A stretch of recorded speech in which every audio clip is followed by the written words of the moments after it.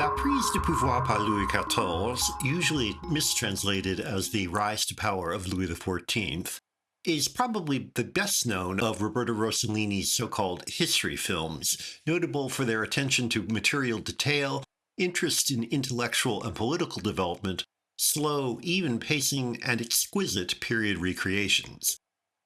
Undoubtedly not for everyone, the film nonetheless offers a rich, sophisticated feast for those who share the director's faith in the medium's capacity to bring the past to life.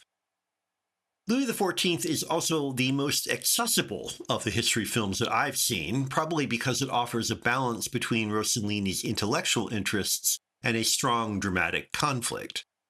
The central event in the film is Louis's coup d'etat against his own Privy Council, executed in order to dislodge his corrupt, powerful Minister of Finance, Fouquet.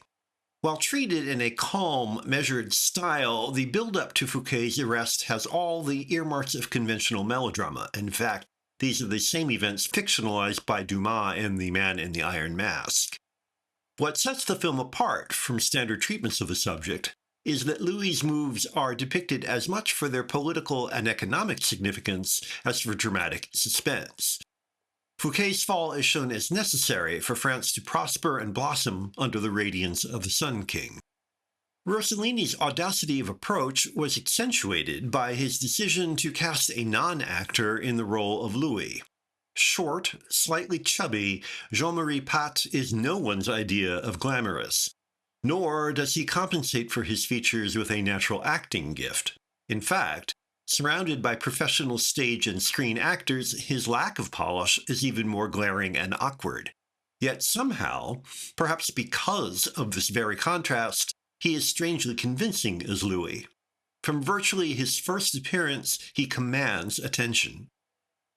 It is thus ironic that one of the film's themes is how appearance can be used to manipulate. As the physically unprepossessing Pat is dressed in elaborate fripperies chosen by Louis to be expensive and excessive, and as the king builds the Palace of Versailles with an eye to overwhelming foreign visitors, we are shown the transformation not just of one man's appearance, but of spectacle itself into an instrument of state power.